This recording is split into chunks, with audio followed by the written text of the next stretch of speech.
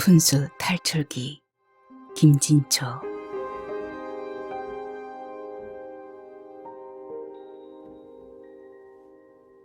남자를 일별한 순간 이번 소개팅을 주선한 비누에게 이를 갈며 저주를 퍼부었다.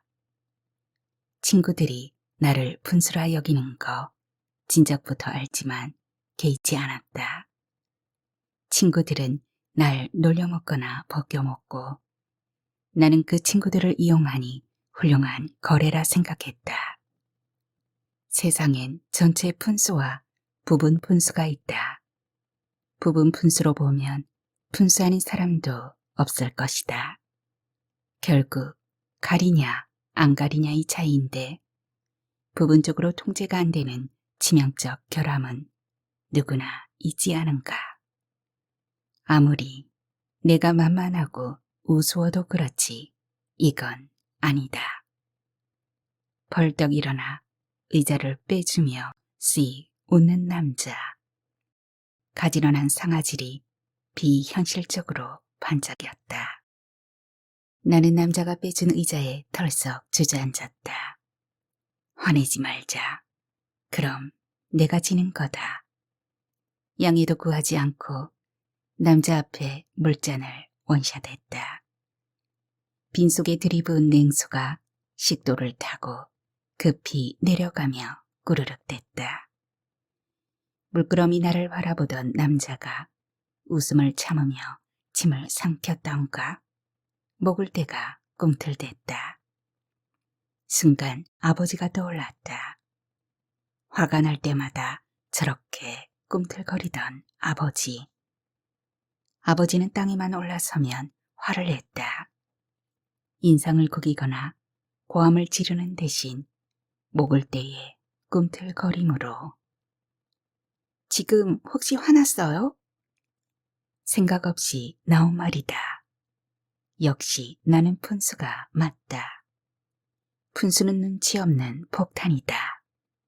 오늘은 제대로 펑 터지고 싶다.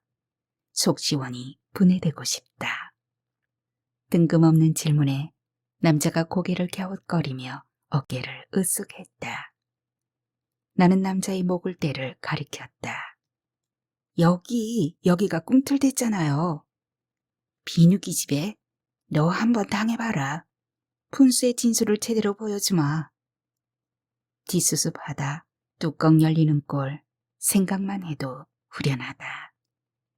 남자가 목을 쓱 쓰다듬더니 또 눈부신 이를 보이며 웃었다. 이번엔 옥수수가 떠올랐다. 가지런한 치아를 보면 나는 늘 옥수수가 떠오른다. 옥수수 같아요. 네? 그게 무슨 말씀인지. 말도 행동도 되는 대로 아무렇게나 하기로 하자 기분이 좀 나아졌다. 나는 하모니카 부는 신용을 했다. 그래도 남자는 못 알아들었다. 나는 벌떡 일어나 남자에게 따라오라는 제스처를 취했다. 남자가 또 어깨를 으쓱 하더니 군소리 없이 따라 나섰다. 있을 줄 알았다.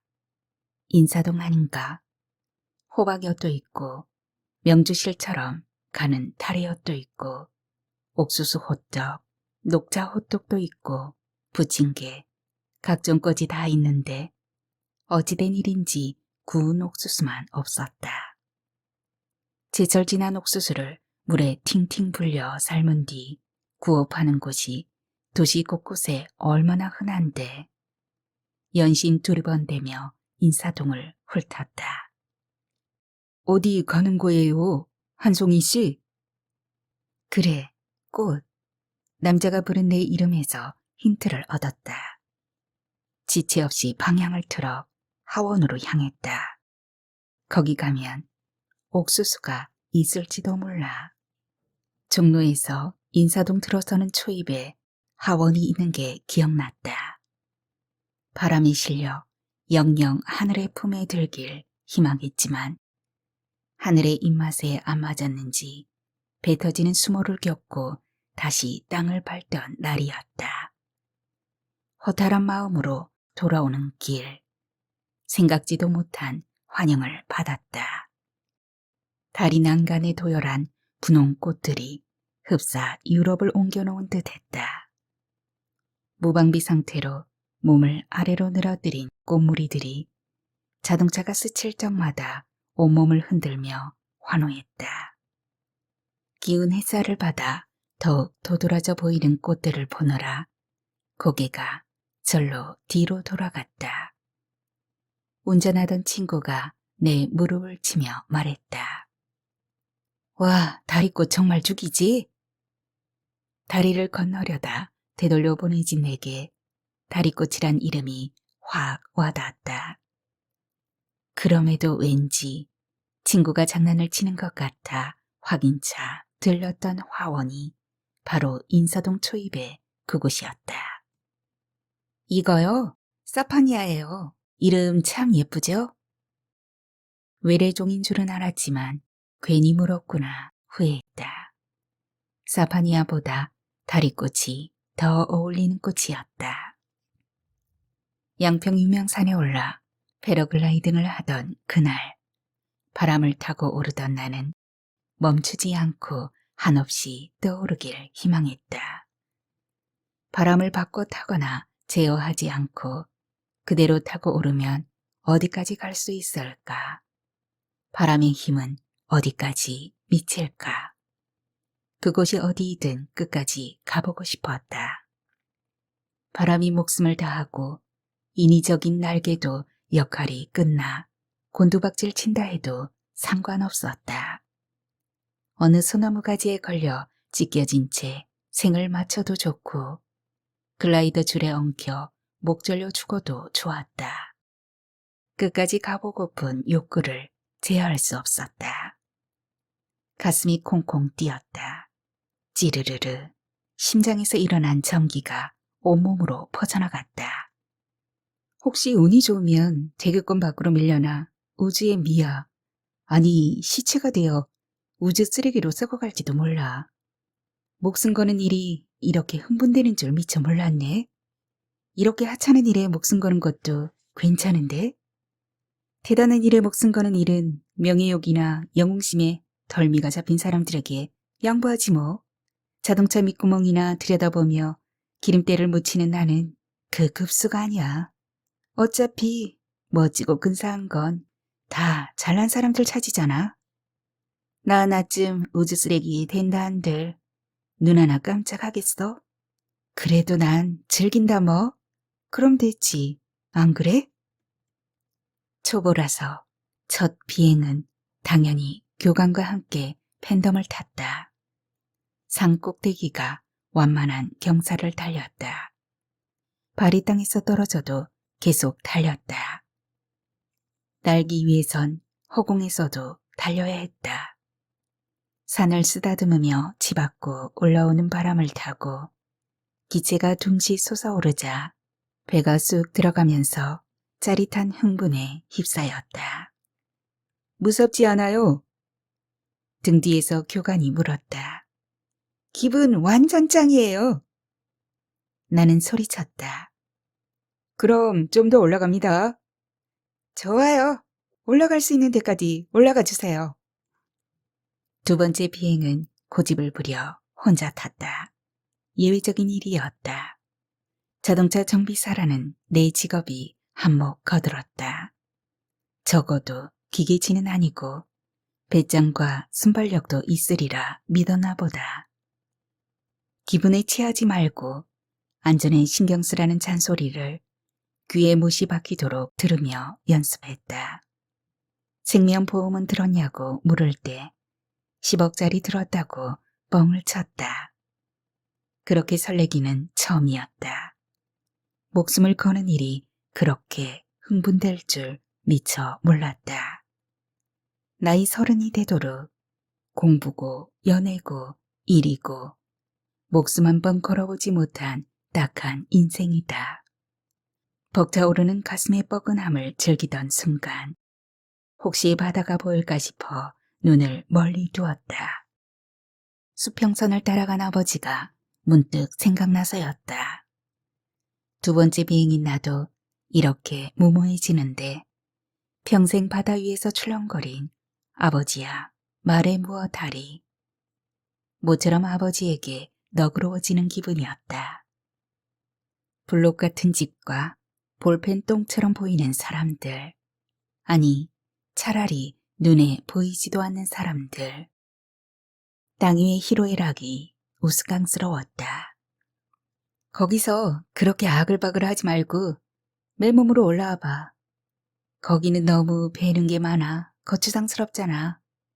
무시할 수도 소유할 수도 없어. 불행하잖아. 여긴 베는 게 없어.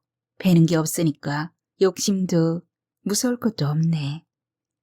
나도 바람인 거야. 여기선 베지도 않는데 금고에 쌓아놓고 명품으로 똥폼 재고 마이크 잡고 목청 높이고 왜들 그래? 한번 올라와 봐. 상상으론 어림없어. 눈으로 봐야 알아. 그 모든 게 눈에 뵈지 않는 걸 눈으로 확인해야 안다고. 이대로 바람을 타고 오르다 보면 푸른 지구가 보이겠지. 오르고 오르면 신의 신발은 만지게 될까. 나 혼자는 도저히 갈 수 없지만 바람이 도와주면 가능한 그곳. 부디 그곳까지 가게 해달라고 간절히 빌었다. 샬랄라후 알라이히 와살람. 그대에게 평화를 이라는 뜻의 이슬람 기도라고 했던가. 하여튼 이 기도를 어디서 주워듣고 한동안 자주 써먹었다. 자주 써먹은 건 아무 데서나 습관처럼 나온다. 좀 터무니없긴 했지만 그런 기도라도 나온 게 반가웠다. 흔하디 흔한 할렐루야, 아멘이나 나무 간세운 보살보다 간지나지 않는가. 한송이 씨, 그만 내려오세요. 위험해요. 교관이 무전기로 소리쳤다. 위험? 그거야말로 나를 더없이 흥분시키는 말이었다. 나는 못 들은 척 바람을 탔다. 살갗을 간지리는 바람의 냄새가 저 아래와 달랐다. 아무런 향도 담지 않은 무치의 바람, 어떤 모양도 담지 않은 무형의 바람, 무시로 일어났다 소멸되고 소멸되었다. 다시 일어나지만 오고 간 흔적을 남기지 않는 바람. 바람은 무슨 짓을 해도 아무 짓도 안 한 것이다. 더 이상 아래는 보지 않기로 했다. 바람에 나를 맡기고 눈을 감았다. 일어나도 좋고 소멸해도 좋았다. 그런데 어느 순간 기름이 떨어지고 말았다. 이 표현 또한 내가 기름걸레이기 때문이리라. 나는 자동차 정비사다. 자동차는 기름이 떨어지면 끝이다. 우리는 끝을 표현할 때 기름이 떨어졌다는 말로 대신한다. 좀 더 띄워주었으면 좋았을 것을 허무하게 앵꼬가 나고 말았다. 위도 아래도 아닌 어정쩡한 지점에서 소멸된 바람. 머지않아 나도 소멸될 것이다. 아쉽게도 하늘에서 죽지 못하고 땅에서 죽는구나. 왠지 기운이 쭉 빠지고 머릿속이 깜깜해져 실신하듯 축 늘어졌다. 나는 수직으로 한없이 떨어졌다. 날개가 있어 곤두박질 치지는 않았다. 기우뚱거리면서도 날개는 제 몫을 하느라 몸부림을 쳤다. 눈을 감고 최후를 준비하면서 짧게 내 인생을 정리했다. 그 흔한 사랑 한번 못 해보고 애 하나 못 낳고 흔적 없이 가는구나. 부디 9시 뉴스에 나오는 일이 없기를. 불행하게도 눈을 뜬 순간 개망초가 보였다. 개망초는 이승의 꽃이었다. 들에 만개한 개망초를 밟으며 나는 또 달렸다. 이륙도 착륙도 달려야 끝이 났다. 상체를 힘껏 몸보다 앞으로 끌어당기고 발을 뒤로 뺀 채 무의식적으로 달렸다. 다리가 몸보다 앞으로 나가면 부상 위험이 있다. 죽어서야 머리가 터지든 다리가 부러지든 상관없지만 어차피 산 목숨, 내 목숨을 싣고 다니는 다리가 다치면 곤란하다. 몸이 알아서 자기를 지켰다. 발끝이 가볍게 살금살금 지표를 스치다가 우뚝 멈췄다. 아, 위대한 몸의 말. 몸의 말을 착한 아이처럼 잘 들었다. 빨래처럼 풀밭에 널린 패러글라이더를 물끄러미 바라보다 내가 달려온 자국, 나 때문에 부러지거나 쓰러진 개망초의 눈이 같다. 내 생명이 너의 목숨보다 나을 게 무엇이야. 너나 나나 똑같은 목숨인데. 미안하다. 다시는 오지 마세요. 나보다 어린 교관이 숨가쁘게 달려와 관자놀이의 시퍼런 핏대를 세우며 몰아붙였다. 내 시선은 어느새 그의 목에 닿았다. 픽 웃음이 새어나왔다. 그가 아무리 화를 내도 무섭지 않았다. 미안하지도 않았다. 그에겐 꿈틀거릴 목젖이 없었던 것이다. 흠이야? 교관님, 무섭게 왜 그래요? 오늘은 실패했지만 다음엔 성공할 수 있을 것 같은데. 당신 같은 사람 꿈해볼까 무섭습니다. 아, 맞다. 그때 그 교관도 이 남자처럼 얼굴이 새까맣게 그을렸었다. 뭐야 이건. 햇볕은 가장 원초적 자연이고 그 자연에 동화된 사람들은 까맣다? 어쩌란 말인가. 나는 자외선이 두려워 선크림을 수시로 바르고 모자와 선글라스로 차단하면서도 햇볕 짱짱한 대낮은 불편해서 싫다. 해가 저문 후에나 만만한 거리를 할보한다. 이들에겐 자연이 친구고 내겐 적인가. 오늘의 왼수는 비누 그 계집애다.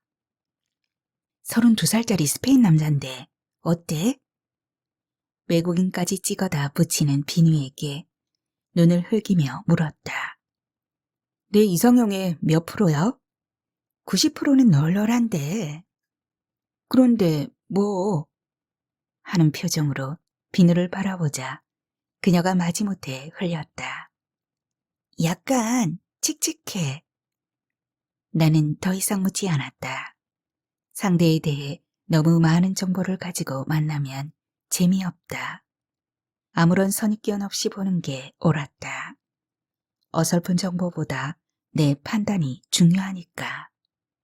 내게 차려오는 남자가 다 쓰레기라는 거 모르지 않는다. 그래도 상관없었다. 28이 넘으면서 나는 가능하면 많은 쓰레기를 만나리라 작정했다. 친구들이 모인 자리에서 이상형을 공개한 그날 이후 소개팅이 줄줄이 사탕이었다. 첫째, 밥 잘 먹는 남자. 아버지는 밥보다 술을 더 좋아했다. 둘째, 생존력, 다시 말해 적응력이 뛰어난 남자. 아버지는 땅을 못 견뎌 했다. 셋째, 유머가 풍부한 남자. 아버지는 입이 무거웠다. 이 세 가지가 나의 이상형이었다. 그게 다야? 당근이지. 경제력이나 학력은 전혀 상관없고? 학력이야 내가 전문대 출신이니 따질 처지가 못 되고 자존감만 있다면 나보다 못 배워도 괜찮아. 그리고 먹고 사는 건 내가 책임질 수도 있어. 나 이래봬도 전문직이잖아. 남자가 많이 벌면야 좋겠지만 최악의 경우 백수라도 당당하기만 하면 오케이야. 내 이상형이 재미있었나? 친구들이 탁자를 치고 발을 구르며 웃었다. 나는 그들이 웃는 이유를 알 수 없었다. 이상형 때문에 친구들을 웃긴 나는 소개팅 여왕이 되었다. 친구들은 교대로 뻔질나게 남자를 들이댔다. 88만 원 세대 한가한 남자들이 줄을 섰다. 대부분 그날 하루가 끝인 남자들에게 차를 얻어 마신 뒤 술과 밥은 내가 샀다. 나는 엄연한 직장인.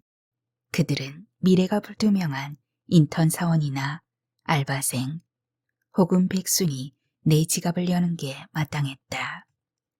이따금 친구들이 나를 몰아세우며 항의했다.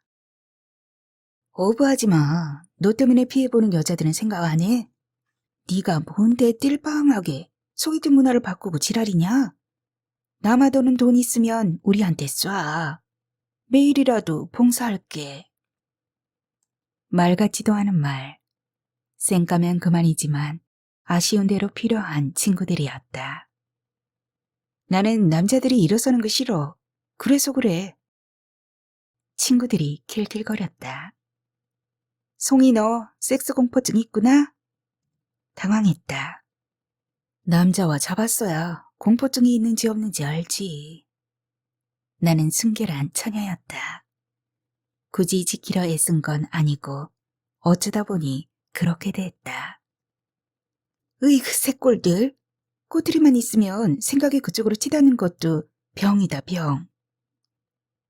여자들이 밥을 사는 그날까지 남자들이여 일어서라 라는 개그를 상기시키자 친구들이 또 이구동성으로 손가락질을 했다.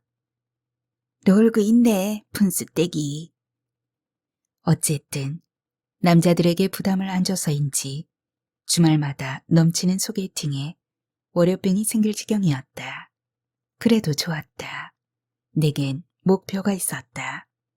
100명은 만나야지. 그러면 포기하든 보석을 발견하든 끝장이 나겠지.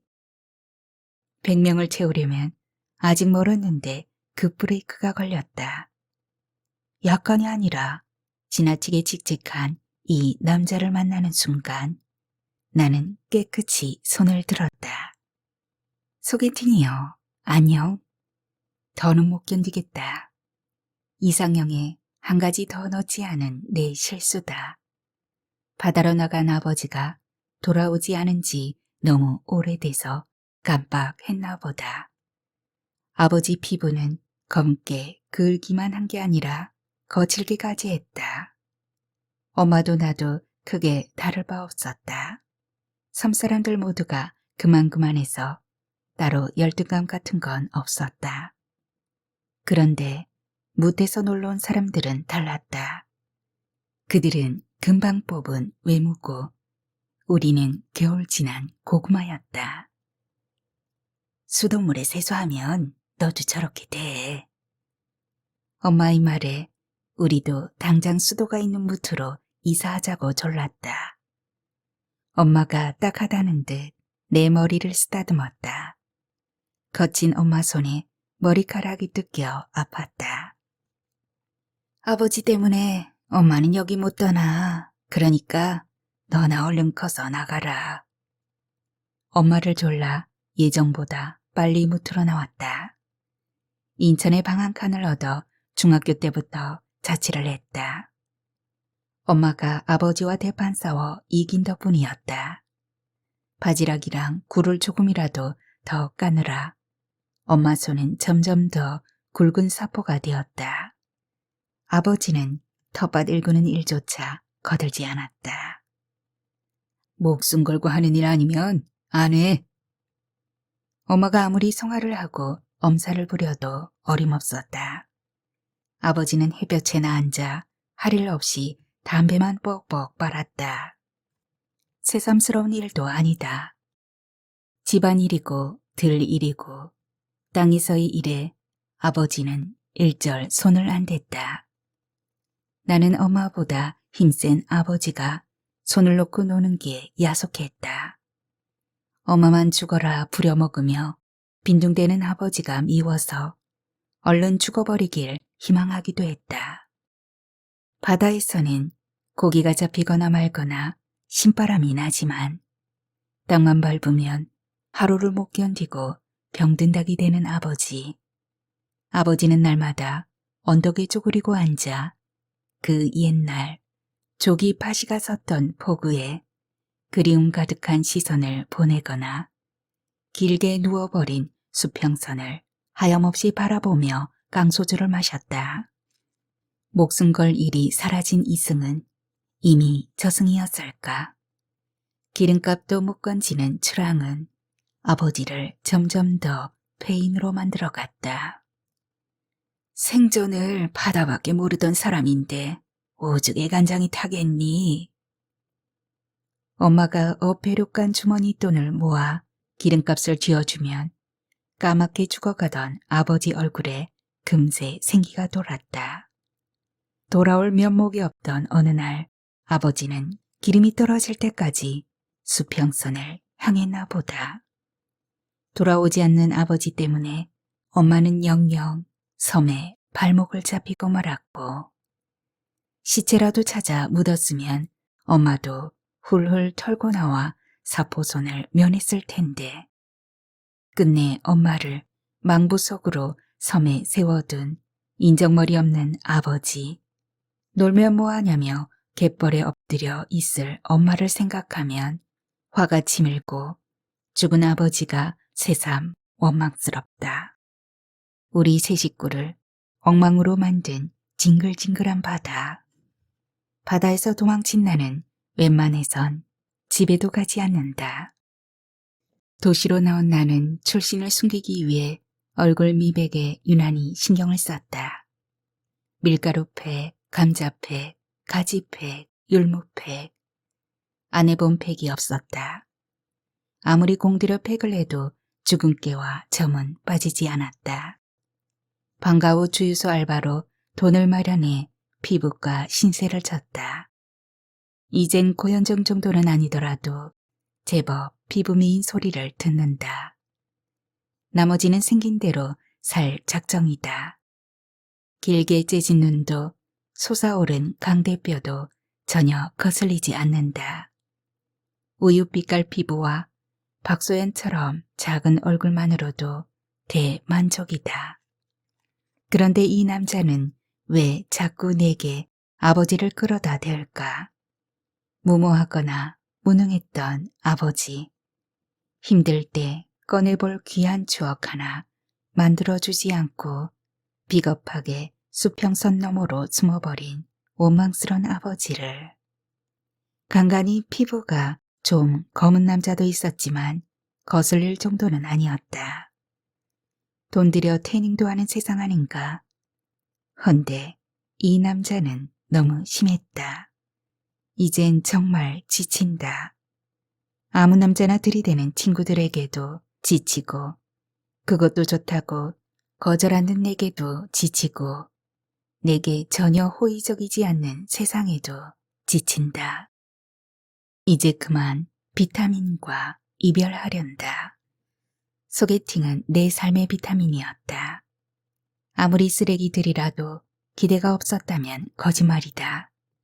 소개팅 때문에 옷을 사고 마사지를 하고 다이어트를 했다. 제 투성이에서 신데렐라로 둔갑하는 시간, 손톱에 낀 기름때를 오랜 시간 정성스레 벗기고 네일 아트에 가서 모양을 냈다. 나를 꾸미고 대접할 이유를 찾아낸 것이 대견스럽기조차 했다. 소개팅 약속이 잡히면 나는 엑스터시 상태에 빠져 힘든 줄도 모르고 배고픈 줄도 몰랐다. 만에 하나 내 눈에 콩깍지를 씌워줄 남자. 마주친 순간 등 뒤로 푸른 아우라가 피어오르는 남자를 만나지 말란 법도 없어.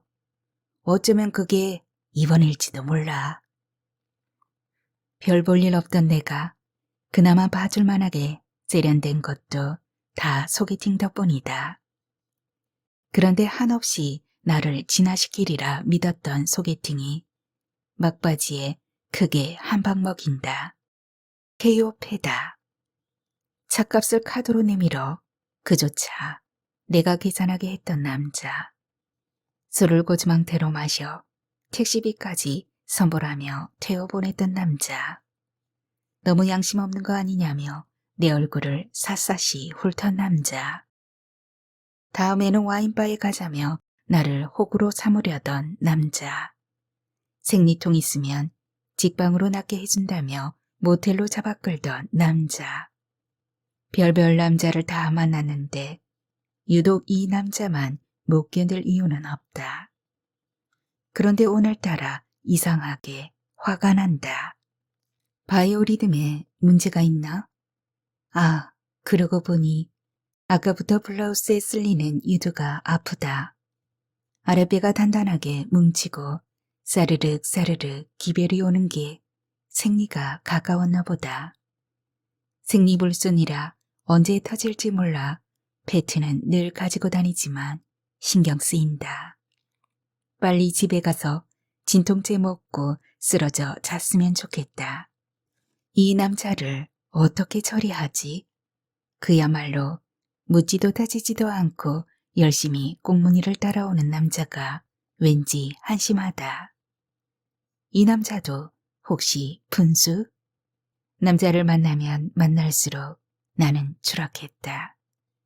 그래도 멈춰지지 않았다.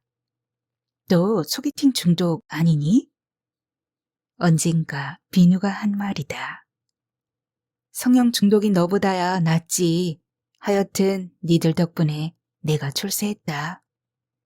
미친년, 차라리 나처럼 얼굴에 바르면 급수나 올라가지. 그래, 넌 땀 뻘뻘 흘리며 열심히 올라가.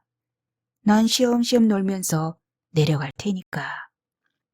말이 씨가 됐는지 만나는 남자 질이 점점 떨어졌다.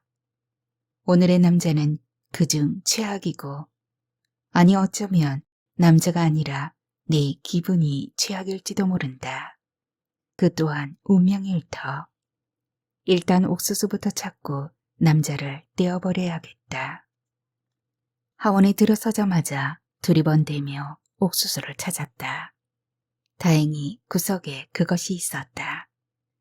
드라이 플라워로 말린 옥수수가 하얗게 비틀린 이파리 속에서 수많은 이빨을 드러내고 있었다. 받으세요. 기념이에요. 옥수수를 내밀자 남자가 뒤로 주춤 물러섰다. 내가 입을 찢어 이빨을 보이며 옥수수를 가리키자 남자가 하하하 소리내어 웃었다. 그리곤 불쑥 내 손을 잡더니 이끌었다. 이건 아닌데? 한국에 온 기념으로 옥수수나 가져가 삶아 먹든지 심어 먹든지 하라 말하고 바이바이 손을 흔들 참이었다. 나 배고파요. 그러고 보니 점심도 안 먹고 뺑뺑이를 쳤다. 갈아 마시고 싶은 건 비누년이지 이 남자가 아니다.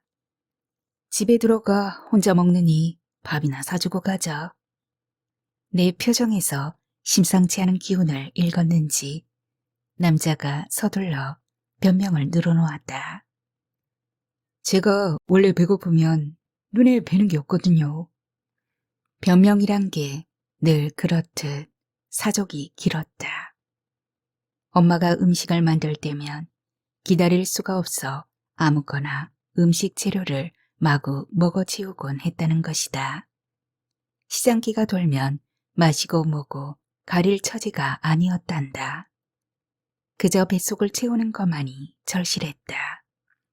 그러면 엄마는 야단을 치고 그는 삐쳐서 방으로 들어가 잠을 청하고 새벽에 배가 고파 일어나면 어쩌녁 남은 음식 도리를 쳤단다. 도리? 오랜만에 들어보는 말이었다. 일본 말인 듯한데 할아버지도 가끔 그런 소리를 했다. 그놈들이 올 때까지 좀이 쑤셔서 기다릴 수가 있어야지. 그래서 이번엔 작정하고 전라도 칠산어장까지 가서 조기태 도리를 치고 왔다. 동진화해에서 올동안 조기가 흑산도를 거쳐 5월 초나 돼야 연평도에 닿는데 마음 급한 할아버지가 4월에 남쪽 어장으로 원정을 갔던 것이다. 짐작하건대 도리를 치다는 모조리 해치운다는 뜻 같았다. 아무튼 그의 도리를 쳤다는 말 덕분에 나는 잠시 돌아가신 할아버지를 떠올리며 피식 웃었다. 요런 요요 엉덩이가 해질련. 할아버지는 기분이 좋으면 그렇게 당치도 않은 애정 표현을 하며 동전을 쥐어줬다. 하긴 요즘 애들이 뻑하면 입에 달고 사는 엑스할을 두고 김반장은 그랬다. 엑스할도 못하는 젊은이가 속죄라는 세상이라 엑스할은 욕이 아니라 덕담이라고. 어쨌든 돈이 생긴 나는 불이 나게 가게를 향해 달렸다. 조스바를 사 먹을 심산이었다. 내가 조스바를 먹는 이유는 증거 때문이었다. 조스바를 먹으면 입이고 혀고 온통 검보랏빛이 된다. 달콤한 아이스크림은 순식간에 입에서 녹아 없어진다. 도무지 천천히 먹을 수 없는 간식.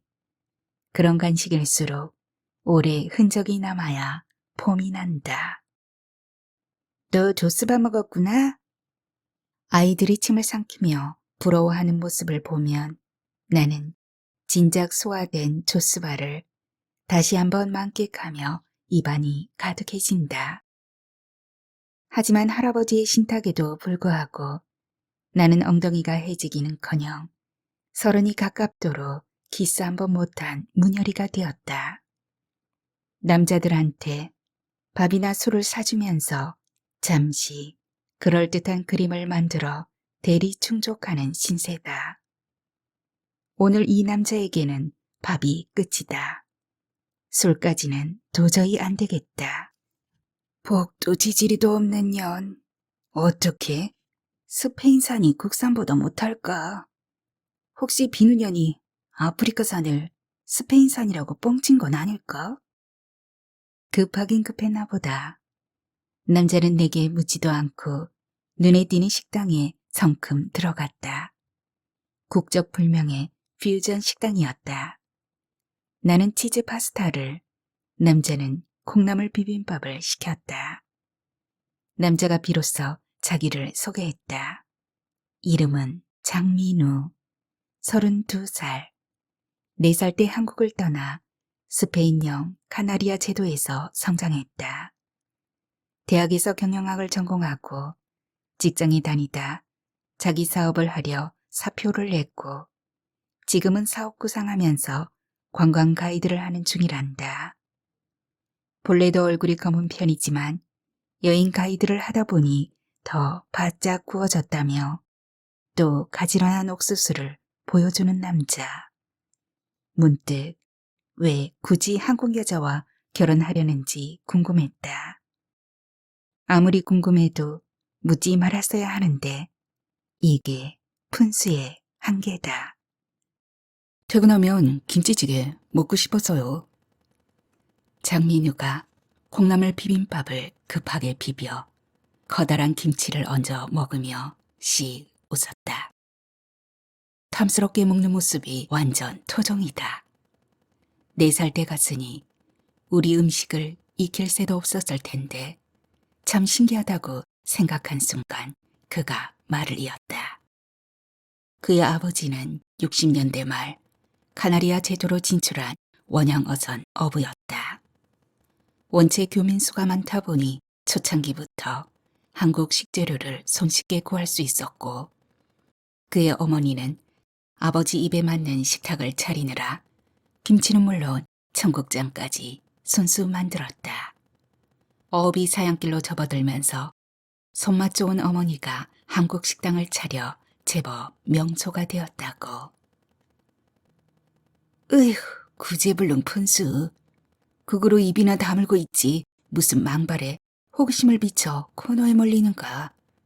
이 남자 한국 여자는 모두 김치 정도는 담그리라 믿나 본데. 미리 선수를 치는 수밖에. 저 김치 못해요. 아차, 뱉고 보니 이 또한 발목 잡힐 말이다.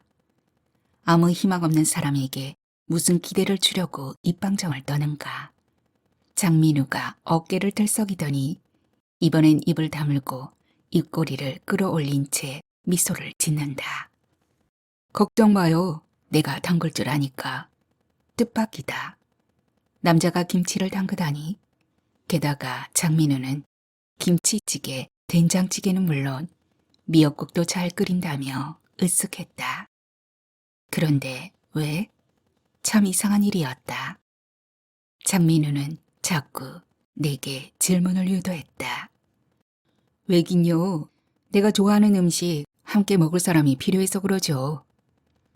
그는 냄비 속에서 숟가락 부딪히며 함께 떠먹는 김치찌개야말로 친밀도를 증명하는 최고의 음식이라 극찬하면서 다음번엔 찌개를 먹자고 했다.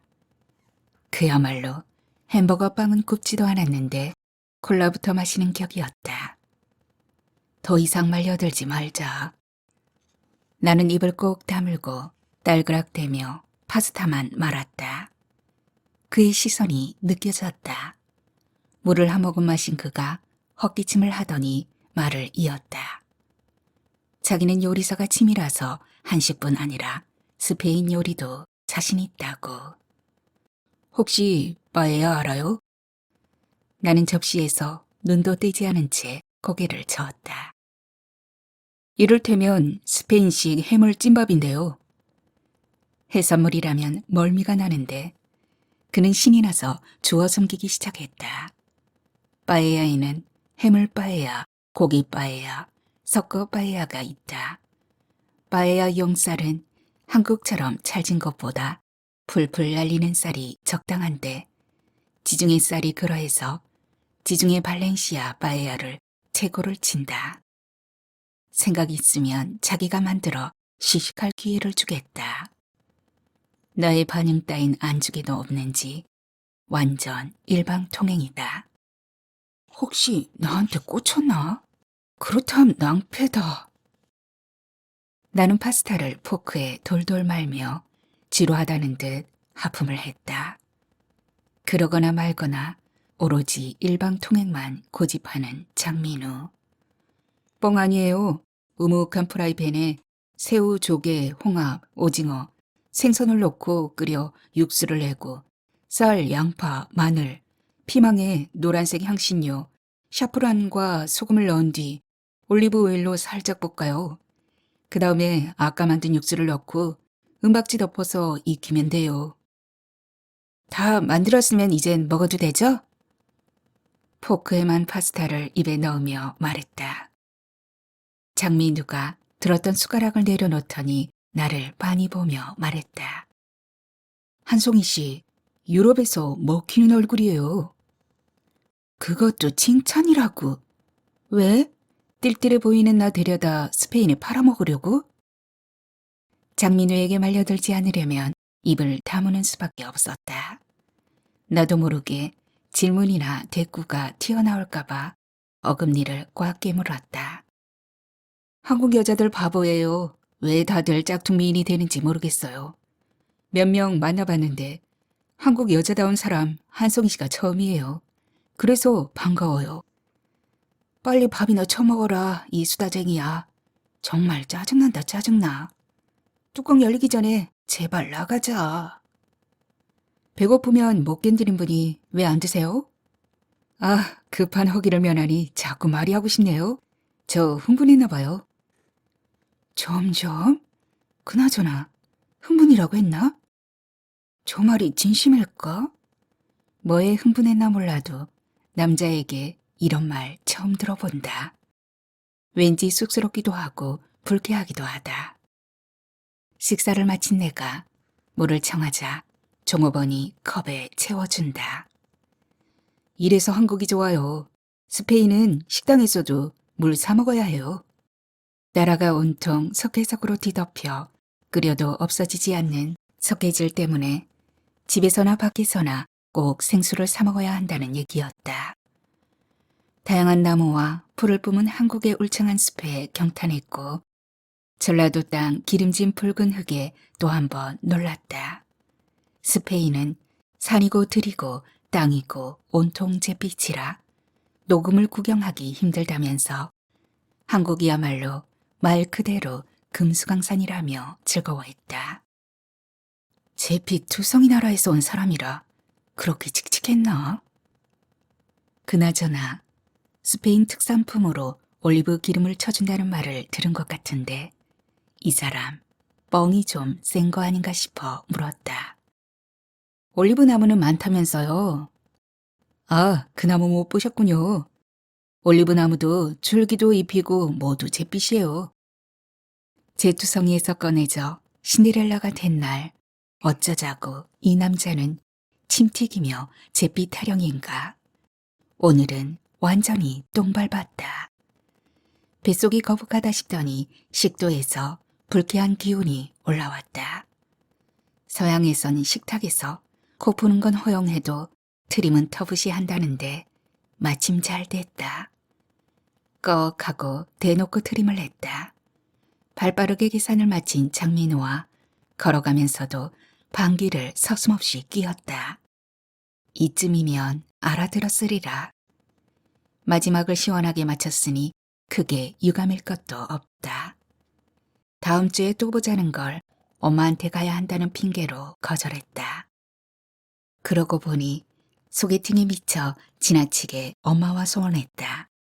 솔직히 나는 엄마에게 삐쳐 있었다.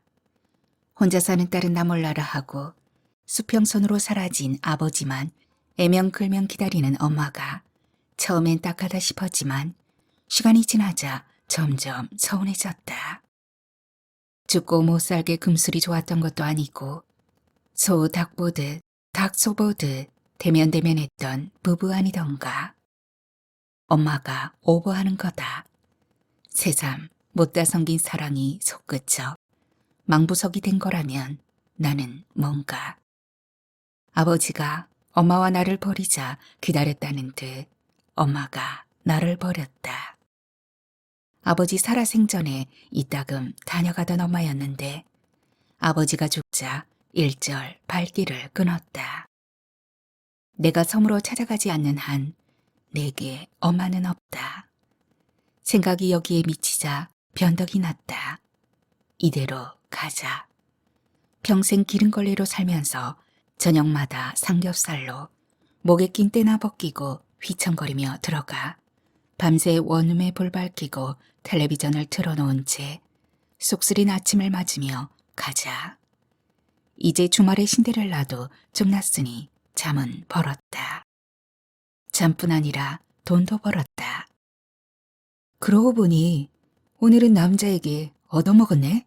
살다 보니 소개팅에서 남자에게 밥 얻어먹은 날도 있고 참 별일이다. 어때? 비누였다. 안 그래도 한바탕 퍼볼 참이었는데 잘 걸렸다 싶었다. 소개팅을 졸업한 마당에 비위 맞출 이유도 없었다. 너 그러는 거 아니다. 왜 그래? 민호 오빠는 완전 뿅 같던데. 그렇게 좋으면 니나 가져. 난 밥맛이니까. 어머어머, 얘 좀 봐.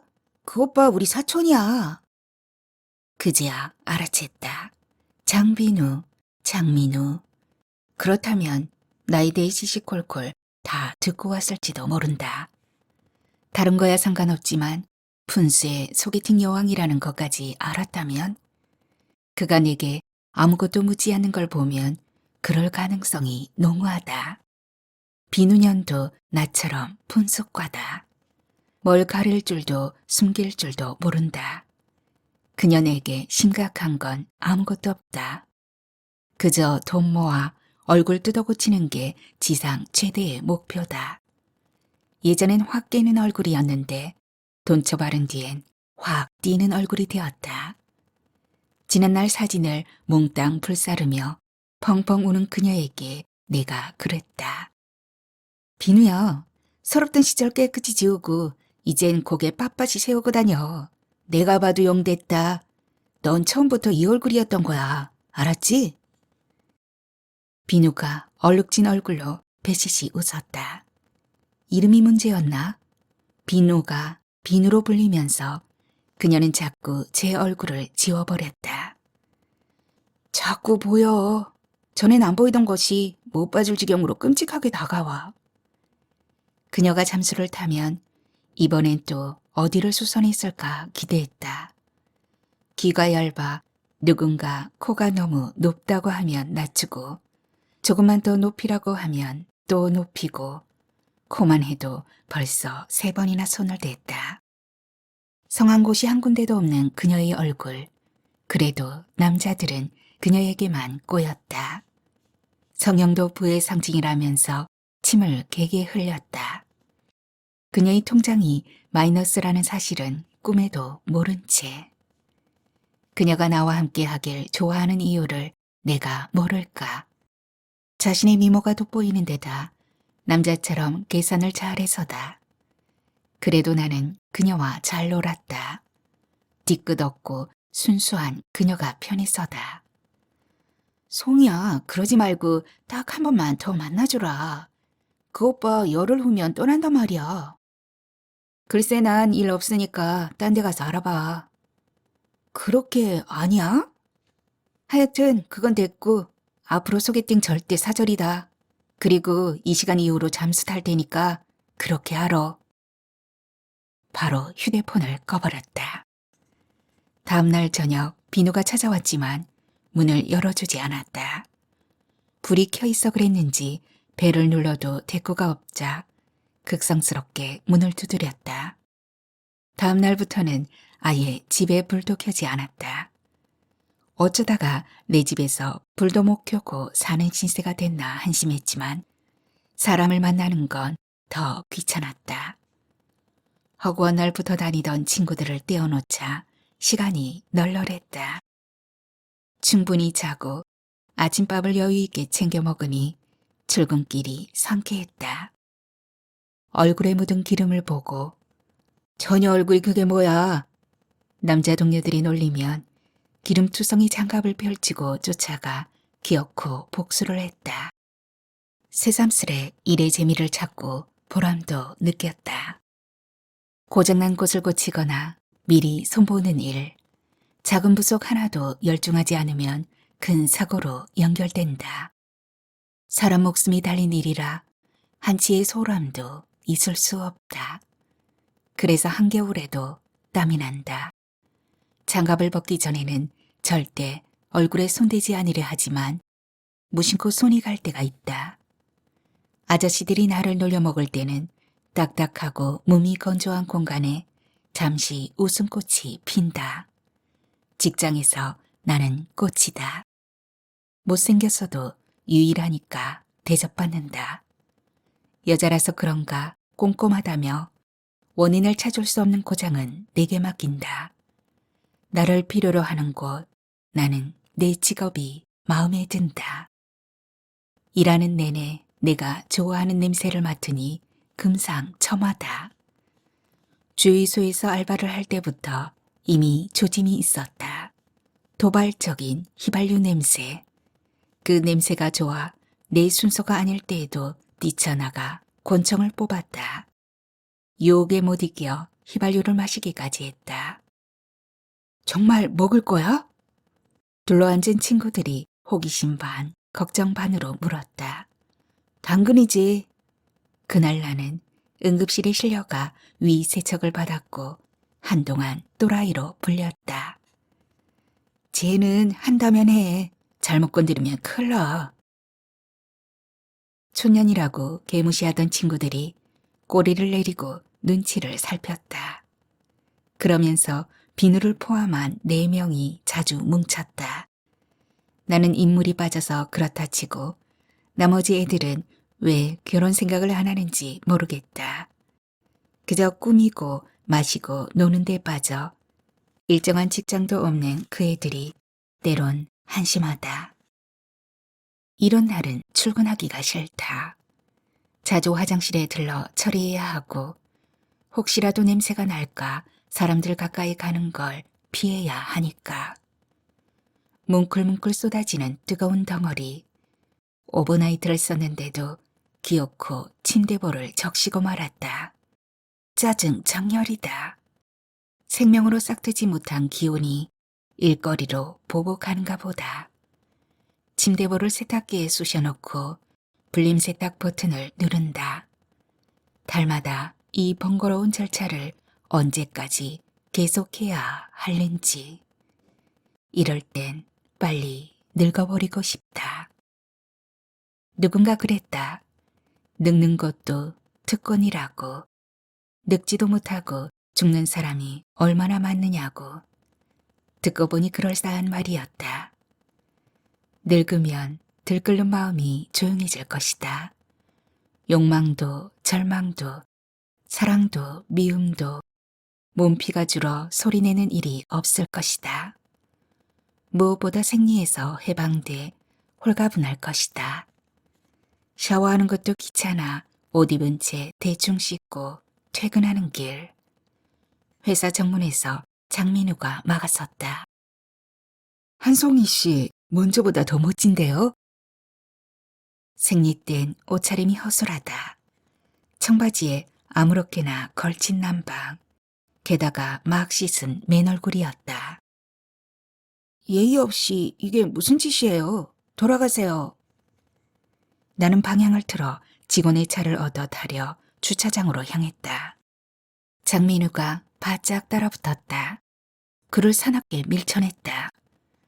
안 그래도 종일 사람 피하느라 신경이 곤두섰는데 눈치도 없이 근접하다니.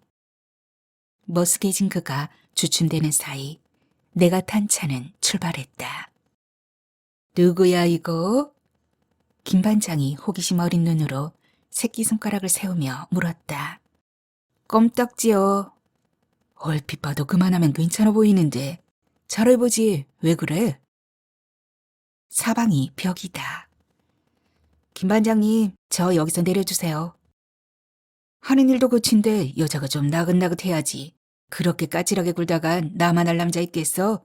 잘해봐. 사람 좋은 김 반장에겐 내일 자판기 커피 한 잔 뽑아 사과하면 그만이다. 문제는 비누년이다. 내 뜻을 할 만도 한데 뭘 어쩌려고 자꾸 들이대는지 모르겠다. 다음 날은 출근길도 신경이 쓰였다. 퇴근 때는 아예 김 반장 차에 동승하고 후문으로 빠져나왔다. 돼지 부속에 한 잔 어때? 동승한 조 반장이 입맛을 다셨다. 좋지. 김 반장도 기다렸다는 눈치다. 나는 컨디션이 나쁘다며 버스 정류장에서 내렸다. 장민우, 그 인간만 아니면 비좁은 공간에서 가슴 졸일 일도 없을 것이다. 아래를 잔뜩 오므린 채 답답하다며 창문까지 열고도 마음이 안 놓였다. 버스에서도 신경 쓰이는 건 마찬가지. 이건 형벌이다. 아이를 안 낳을 바엔 차라리 자궁을 드러내는 게 낫겠다. 지금도 엄마의 그 말이 이해가 안 간다.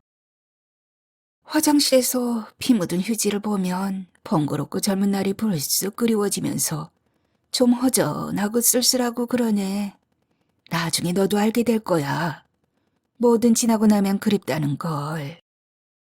엄마의 그 말을 들은 후 화장실에 흔적을 남기지 않았다. 엄마가 그리워할 빌미는 말끔히 치웠다. 집에 먹을 것이 없었다. 마트에 들러 뭘 좀 살까 하다가 귀찮아 그냥 집으로 향하는데 길가에 새장들이 놓여 있었다. 연두, 노랑, 흰색, 오렌지색 등 색깔은 다양한데 종류는 한 가지 같았다. 찍찍, 쪼르르륵, 찍찍, 쭉 쪼르르르륵. 맑고 가늘고 투명하면서도 경쾌한 울음소리. 새소리에 이끌려 나도 모르게 쭈그리고 앉았다. 아시죠? 카나리야. 새장수 아저씨가 다가오며 웃었다. 구경 좀 해도 되죠? 다리에서 지가 나도록 그것들을 들여다보며 귀를 닦았다. 찍찍, 쪼르르륵, 찍찍, 쭉 쪼르르르륵. 아무리 들어도 질리지 않았다. 눈을 뜨고 들어도 눈을 감고 들어도 천상의 소리였다. 선생님 새를 잘 만난 덕에 우리 애들은 다 소리가 좋아요. 선생님 새요? 새의 울음소리도 타고난다는 게 아니라는 거였다. 정확한 가락으로 노래하는 어미새 밑에 새끼새 서너 마리를 붙여 따라오는 훈련을 하는데 이때 어미새를 선생님 새라고 한단다. 선생님 새를 잘 모방하는 따라쟁이가 예쁜 울음소리를 내는데 중간에 선생님 세를 바꾸면 혼란이 오기 때문에 절대 금기라는 것이다. 엄마고 스승이고 잘 만나야 하는 건 사람이나 짐승이나 한 가지인가 보다. 골라보시죠. 좀 전에도 어떤 남자분이 소리가 죽인다면서 한 쌍 사갔어요. 아저씨가 나를 바라보았다. 사고 싶다.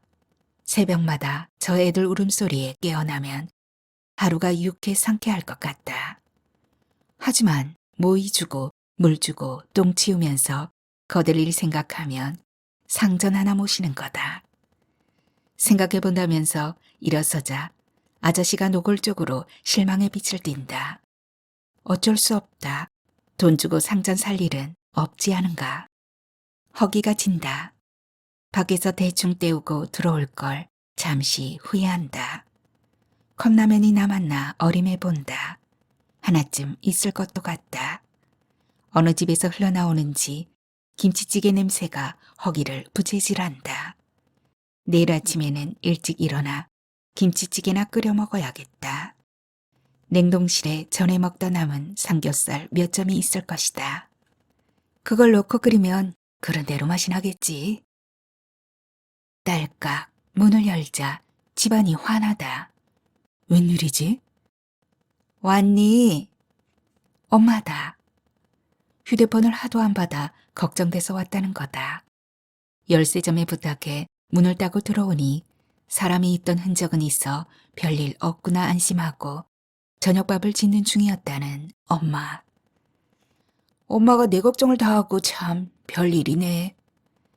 반갑고 미안하면서도 말이 새길로 빠진다. 별일이 그뿐이냐? 앙큼한 것 같으니라고. 베란다에서 장민우가 나왔다. 내 퇴근에 맞춰 집 앞에서 기다리다 엄마한테 묻어 들어왔다는 것이다. 엄마는 왜 내 집에 아무나 들이고 그래요? 앙칼진 말에 안절부절하는 엄마. 그리고 왔으면 왔지 왜 베란다에 숨고 그래요? 뭐 캥기는 거 있어요? 그때 낯익은 소리가 들렸다. 찍찍 쪼르르륵 찍찍 쭉 쪼르르르륵. 아시죠? 제가 카나리아 제도에서 성장한 거. 저세 원산지가 바로 거기거든요. 옥수수 선물 받은 답례로. 그동안 저 때문에 마음 불편하셨다면 용서하십시오. 장민우가 뚜벅뚜벅 걸어가 구두를 신는다. 엄마가 깜짝 놀란 듯 쫓아가 붙든다. 청년 때도 됐는데 저녁이나 들고 가시지. 아, 저 사람 허기를 못 참아 배고프면 눈에 뵈는 게 없다고 했는데 먹고 가라고 할까? 잠시 망설이다가 그 또한 오해의 소지가 있어 눈 딱 감는다. 괜찮습니다. 그럼. 장민우가 공손히 인사를 하고 나가자 엄마가 혀를 찌릿 찬다. 성질머리하고는 사람 점잖아 보이던데 왜 암고양이처럼 발톱을 잔뜩 세우고 덤비냐? 저녁을 먹고 나서야 장민우가 흘리고 간 물건이 떠올랐다. 이를 어쩐다? 그가 갈 때 하도 경황 중이라 깜빡했다. 누가 밉상한 일 할까봐 선물이라면서 하필 상처를 주고 가. 나는 발을 둥둥 굴렀다.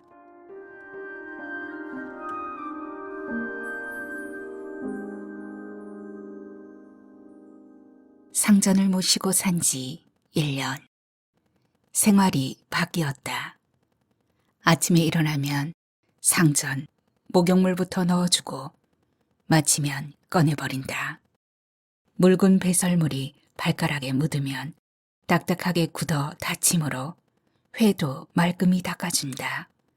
피, 좁쌀, 유채씨, 들깨 등 칼로리 높은 모이와 배춧잎 따위의 푸성기를 넣어주고 일주일에 한 번은 귤 껍질도 챙겨준다. 하루 종일 빈집을 지키는 그들이 나를 강제해 일찍 귀가하지 않을 수 없었다. 덕분에 집안도 깨끗하고 음식도 자주 해먹는다. 머나먼 카나리아 제도에서 내게 온 그들이 시시때때로 찍찍 쪼르르륵 찍찍 쭉 쪼르르르륵. 귀를 닦아주니 말도 조신해지고 행동도 정적으로 변했다. 역시 상전은 상전이라 상전을 모시면서 매사에 조심스러워졌다. 집에서의 시간이 길어지자 인터넷에서 레시피를 찾아 이것저것 만들면서 재미도 붙였다. 매실청도 담갔다. 어려울 줄 알았는데 의외로 간단했다. 매실을 깨끗이 씻어 건조시킨 뒤 10대 11 비율로 매실에 황설탕을 재어 밀봉 보관. 100일 정도 기다리면 발효가 끝난다. 매실청의 효능은 거의 만병통치 수준이다. 매실에 함유된 비크린산이 간과 신장 기능을 활성화시키고 식중독이나 배탈 등 음식으로 인한 질병을 치료하며 배설을 도와준다. 숙취, 피로회복은 물론 콜레스테롤도 줄여준단다. 뿐인가 요리할 때 설탕 대신 넣으면 육질이 부드러워지고 살균과 방부 효과까지 있다. 특히 한여름 갈증 해소에 탁월하고 장을 비워주기 때문에 다이어트에도 그만이라니 잘나도 너무 잘난 과실이다. 민우 씨 때문에 담근 매실청이다. 덥고 물이 귀한 나라라니 욕이 날 것이다. 내일은 민우 씨를 만나러 간다. 꼭 1년 만에 해오다. 그동안 나는 상전을 모셨고 민우 씨는 옥수수를 키웠다. 싹이 텄어요. 바람에 옥수수잎이 서걱거려요. 작지만 이빨이 맺혔어요. 민우 씨가 옥수수 사진을 보내면 나는 다정히 앉아 조는 카나리아 사진이나 음식 만드는 사진을 보냈다. 멀미나던 해물도 다시 먹으려 시도 중이다. 민우 씨가 만든 해물 빠에야를 시식하려면 반드시 겪어야 할 과정이다. 그 사람 너무 홀대하지 마라. 날 보고 넙죽 엎드려 절부터 하는 게 여기 젊은이보다 낫더라. 우선 너부터도 어디 가서 고개나 까딱하면 인사 끝 아니냐. 여기 사람들은 하루게 다르게 변하는데 그 머나먼 타국에서 우리 예절을 어쩌면 그렇게 고스란히 간직했는지 내가 슬쩍 떠보느라 이런저런 얘기 나눴는데 나무랄 데 없는 청년이다. 어려서 갔다면서 한국말은 또 얼마나 반듯하게 하는지 남의 자식이지만 대견하더라. 엄마는 입에 침이 마르게 칭찬했다. 아참, 엄마. 나도 궁금했는데 한국말은 어디서 그렇게 배웠대? 집에서 하는 말만 가지고는 그렇게 언어 구사하기 힘들 텐데. 뭐라더라? 방공일? 아니다. 토요일 학교라고 했던가? 거기서 배웠다고 하대. 토요일 학교? 그 이름이 재미있었다. 카나리아는 안녕한가요? 라는 제목의 이메일이 왔을 때 스팸 메일 같아서 무심코 휴지통에 버리려는데 갑자기 베란다가 시끄러워졌다. 짹짹 쪼르르르르 짹짹 쪽 쪼르르르르. 평소와 달리 아우성을 쳤다. 무슨 일인가 싶어 달려가니 언제 그랬냐 싶게 부리로 서로의 깃을 골라주는 카나리아. 장민우가 보낸 안부 메일은 비교적 간단했다. 씹어버릴까 하다가 그게 생각나 본문도 없이 제목만 보냈다. 토요일 학교가 뭐예요? 그는 주중엔 일반 학교에 다니고 토요일엔 한국어 학교에 가서 우리말과 글, 그리고 한국사를 배웠단다. 한국 이름이 따로 있었지만 토요일에만 가는 학교라 토요일 학교라 불렀다는 것이다. 아이들이 진아라고 놀리면 중국인이 아니라 한국인이라고 우기다가 싸우기도 많이 했다는 그러다 보니 절로 한국인다워야 한다는 강박관념이 생겨 한국어 책도 많이 읽고 한국 역사와 풍습도 익혔다고 했다. 태권도를 배워 유단자가 되자 아이들의 시비가 사라졌다. 그곳 태권도장 출신 중에는 정재계의 유명 인사도 많은데 태권도를 배울 때 한국어와 한국식 예절 교육을 받아 어렸을 적 사범을 평생 깎듯이 사부님으로 모신다. 이따금 텔레비전에도 그런 미담이 소개돼 교포들의 어깨가 으쓱해진다. 초창기 불모지에 와서 태권도로 무예를 인정받고 한국을 홍보한 그들이야말로 진정한 애국자라며 칭찬을 아끼지 않던 그가 본심을 털어놓았다. 비누 씨가 얼핏 그랬어요. 송이 씨가 섬 출신인데 아버지와 불화한 것 같다고. 다른 많은 얘기를 들려줬지만 그 말만 내 안에 들어와 박혔어요. 우리 아버지는 남해안 추자도 출신이에요. 이해할 수 없는 아버지 때문에 어려서부터 갈등이 많았죠. 제가 요리 잘한다고 했죠? 그것도 사실 아버지 탓이에요. 궁금했어요. 송이 씨는 왜 아버지와 불화했는지. 하지만 그런 얘기 나눌 만큼 친해지지 못한 채 떠나고 말았네요. 카나리아는 노래 잘하고 있나요? 나는 그에게서 아버지가 연상돼 무작정 싫었는데 그는 아버지 때문에 내게 친근감을 느꼈다니. 매일 저녁 퇴근하면 상점부터 살펴본 뒤 이메일을 열었다. 딱 한 번 편치 않은 데이트를 했고 2번은 스치듯 내친 사람. 그 사람이 조금씩 나를 점령했다. 일렁거리는 가슴의 소요, 느닷없이 화끈 달아오르는 얼굴, 낯선 그리움이 발아하고 있었다. 나 영어 못해요. 해외에 한 번도 가본 적 없고요. 그의 초대에 난색부터 표명했다. 스페인 일주, 생각만 해도 가슴 설레지만 왠지 창피했다. 영어 공부 좀 제대로 할걸. 어학뿐 아니라 공부에는 담을 쌓고 산 나였다. 스페인에서는 영어 안 통해요. 다른 외국어도 마찬가지고요. 그게 18세기 말까지 식민지 1등 국가였던 스페인의 자존심이란다. 남이만 해도 브라질 빼고는 모두 스페인 식민지였기에 스페인어를 쓴다.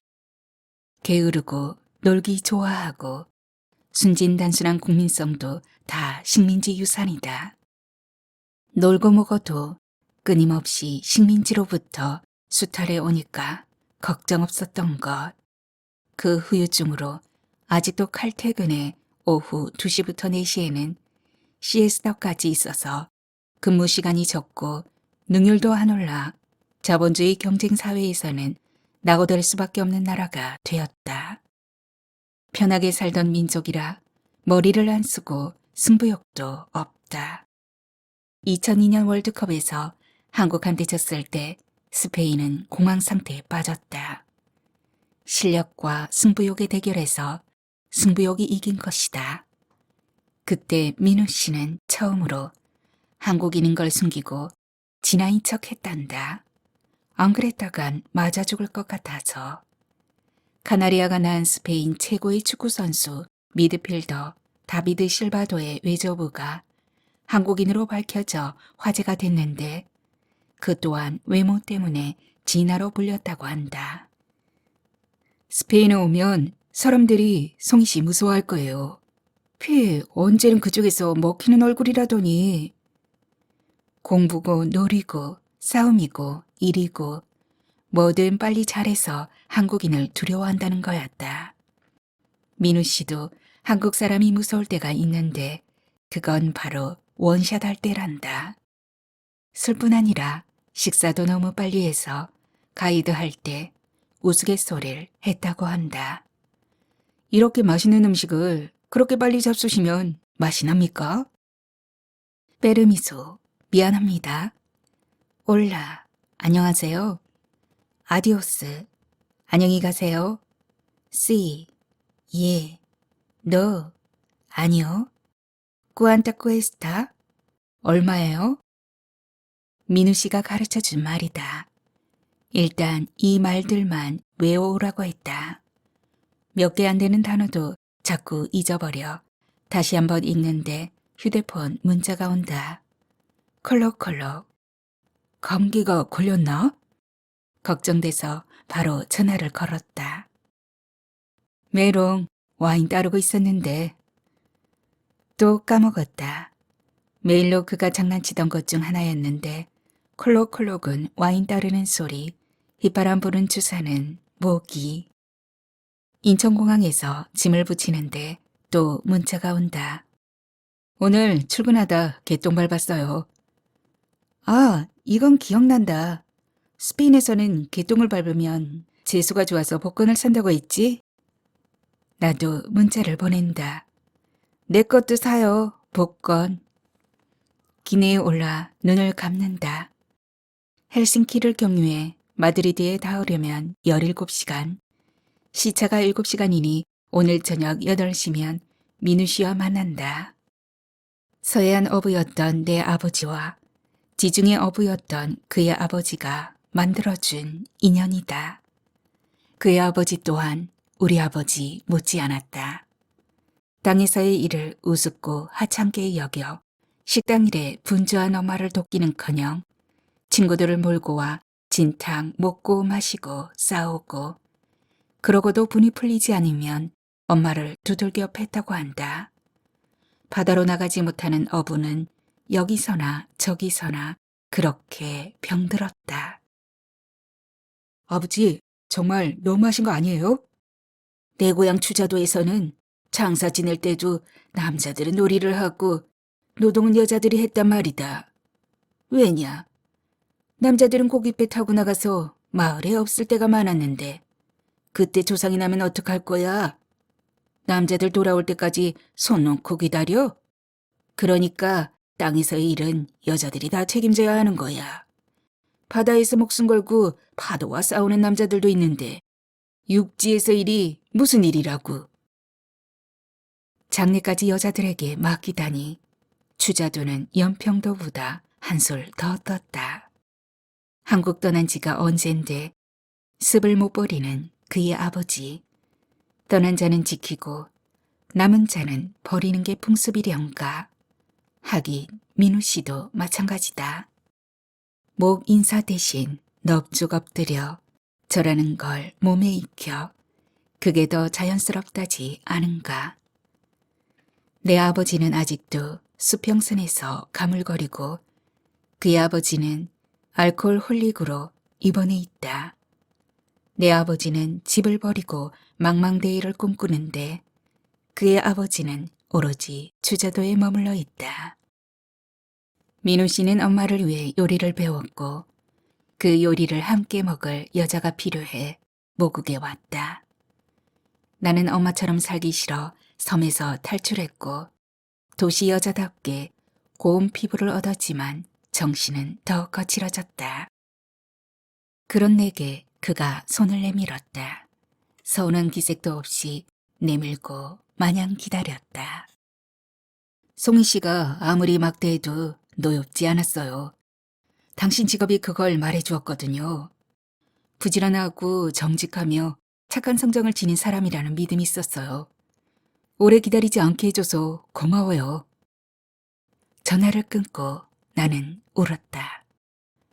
기쁘기도 하고 슬프기도 해서 머리가 텅 빌 정도로 펑펑 울었다. 그리고 그의 초대에 응하기로 했다. 내가 우는 동안 조용하던 카나리아가 기다렸다는 듯 축가를 불렀다.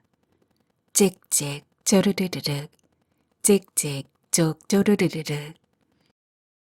오랫동안 역사가와 탐험가들에게 경탄의 대상이었던 너희들의 고향 카나리아. 가라앉은 전설의 도시 아틀란티스가 바로 거기라며? 플라톤이 그랬다던데 뭐. 너희들 대신 내가 갔다 올게. 다녀와서 보고할게. 원래 출장은 쫄병이 가는 거야. 너희들은 상전이잖아. 세장수 아저씨가 잘 보살펴 줄 테니까 얌전히 있어. 얘네들 잘 울어요. 아저씨가 세 장을 받으며 물었다. 그럼요. 좋은 스승 밑에서 잘 교육받은 애들이라면서요. 그렇긴 한데 암수를 떼어놓지 않으면 아무래도 덜 울거든요. 나는 속으로 말했다. 얘네들 대신 떨어져 있는 사람들이 있었거든요. 와인 한 잔을 마시고 잠깐 잠이 들었던가? 창가자리 여자가 말하는 소리에 눈을 떴다. 어머, 저거 알프스 아니야? 나는 고개를 빼고 창밖을 내려다보았다. 흰 눈으로 뒤덮인 산맥이 몸을 이리저리 비틀며 환상적인 자태를 뽐냈다. 이제 머지않았다. 민우 씨 모습을 그려보는데 도무지 떠오르지 않는다.